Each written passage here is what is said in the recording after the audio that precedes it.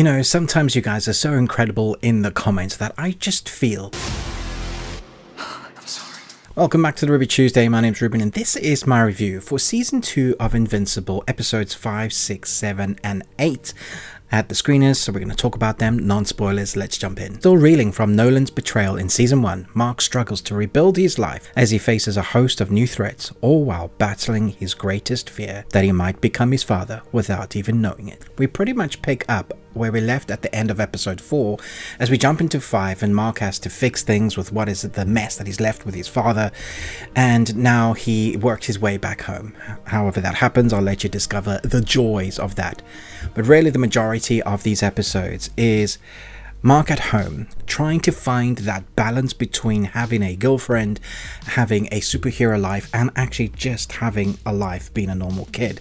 Now we've seen stories like this before. Spider-Man, Batman, well not so much Batman but more Superman, you know, the Lois and Clark storyline. We've seen iterations of this, but what I like about how they're doing this version, it just feels, I guess because it's more adult, they hit harder. So when we see Grayson trying to deal with all the loss that he's had to cope with, from his friends being bludgeoned to death, from his father almost bludgeoning him to death, and now having a sort of new family that we saw at the end of episode 4. That's kind of what he deals with, like more baggage that he's had to deal with everything that he's come to grips with.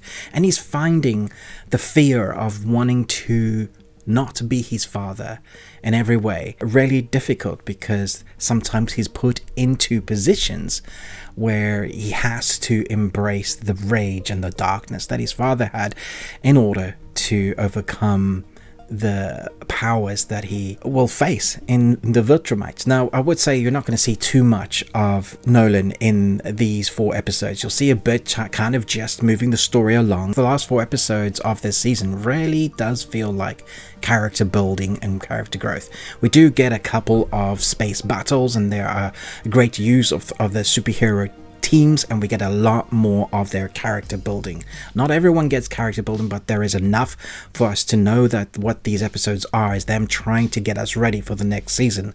Now we know already that they are building the next season already, and they're going to try and close that gap between how many years we've been waiting for this, and they're even split, you know, this season. So we've had to wait a really long time, and I feel like some of that excitement that we had for season 1, what's happened with season 2 is kind of dissipated because of that long time span. So they're going to be trying to do seasons 3 and 4 much closer together. They have the story and I know they're working on it. Now all the voice work is, again, it's impeccable, really fun. I still have my favorite character in Alan. I love what Seth Rogen does. I like his character arc. I like what we see with him in the fighting style, that humor. It just seems to really work for that character.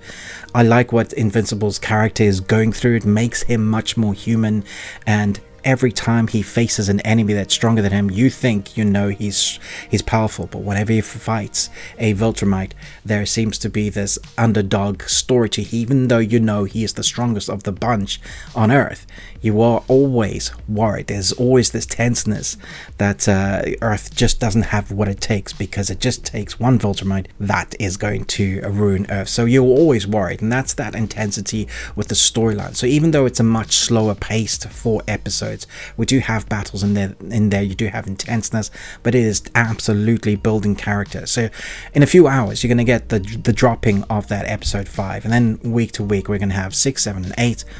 I will say that it ends in a more of a melancholy tone. There isn't a big crescendo of a big battle leading to something else. There's definitely stories that they've set up for the next season, and then the final episode, that eighth episode, the first half of that is really a character that comes back, and that is where we see our characters have to engage in a very horrific way. Now I would say that some people are saying it's not as brutal. There are moments in this that it is as brutal as season 1. It's just done more with story. They're not just going for gore for the sake of it. It has to be be for the reason of pushing the story forward and meaning something. Otherwise it just becomes meaningless, and then it's just like a gory story. I know people loved the gore in season 1 because it just feels more adult, but it's still an animated series. I like that, but it's still that they're really building story now. It feels like this is the season where they've built those characters. So episode 6 is called It's Not That Simple, and that's the episode where we see our guardians struggle because they have to do 2 missions. One's in space, and that's crazy, and some characters you've seen before. No spoilers. Episode 7, I'm Not Going Anywhere. Interesting that Mark attempts to salvage his personal life, but it's still not quite going like he wants it to because of everything I mentioned at the beginning of this review. And then episode 8 is called I Thought You Were Stronger. All of these episodes are about 45 minutes apiece. The animation is good where it needs to be, but what I liked what they did, that was another little nod, is they had some fun making fun of animation in itself, little nods to other characters from different universes, little Easter eggs for you to enjoy. They had some fun with it. So although it's dark, there is a levity and a humor to it that happens sometimes to kind of, I guess, bring you out of that darkness that this series can bring. Love seeing the characters again. I do feel we've had to wait too long. I don't know why they decided to split the season in half, but I do feel like we waited so long for season 2 and then had to split the season and then wait again a few months for the next 4 episodes, and now we're probably going to wait at least a year for more episodes. It feels like people are forgetting what has happened to the characters. You're probably going to have to go back and watch the episode 4 again, or at least the first few episodes, or if not all of them, to try and remember why you cared about it. Because part of what made the story so good is that it's like a Game of Thrones series where they're willing to kill off your darlings in the most horrific, beautiful way. But if you've forgotten who your darlings are, then you're not emotionally engaged when the gore comes. And that's what I feel like has dissipated a bit in this series. I'm still enjoying it thoroughly, but I'm not quite sure that this season lives up to season 1. I'm liking that they're building the characters, but I'm hoping that season 3 is given to us at least all together, like week by week by week. Maybe we get a few more episodes. I love the special episode that we had with Eve, but I think we need to get closer to that for us to remember why we care about this series. Animation's great, voice acting is fantastic. You have incredible cast: J.K. Simmons, Seth Rogen, Michael Richardson, just to name but a few. Zachary Quinto, I love in this as well. Stephen Yeun and Sandra Oh, obviously. I think it's a lot of fun, but because of that time, I'm going to give it 3.5 Nicolas Cages out of 5. And you got one. I think that gave the first season 4.5 because it was really standout, unique, brilliant, different. This time round, that time has really taken the strain of me trying to remember why I cared about these characters. So let me know your thoughts down below. Are you excited to see the return of this?